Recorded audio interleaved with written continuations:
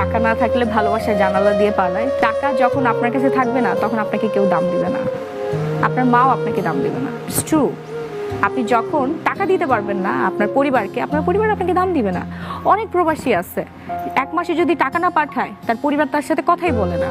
সন্তানও তখন অপ্রিয় হয়ে যায় বাবা মায়ের কাছে।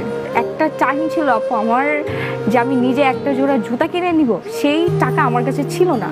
আমার খুবই কাছের একজন মানুষকে আমি বলেছিলাম যে আমাকে এক জোড়া জুতো কিনে দাও। আমার জুতাটা নষ্ট হয়ে গিয়েছে, ছিঁড়ে গিয়েছে, সে আমাকে দেয়নি। সে আমাকে চাইলেই 150 টাকা দিয়ে একজোড়া নতুন একটা জুতা কিনে দিতে পারতো।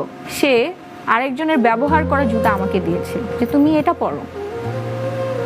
তো ওই দিন আমি বুঝেছি টাকা অনেক বেশি দরকার লাইফে, অনেক অনেক অনেক বেশি দরকার। যখন আমার বাবা অসুস্থ ছিলেন তখন আমি তো একদম বেকার ছিলাম। হসপিটালে যখন আব্বাকে অ্যাডমিট করা হয়, সেভাবে আসলে আমরা টাকা পয়সা ওই মুহূর্তে দিতে পারি নাই। আমার আব্বা মারা গিয়েছে।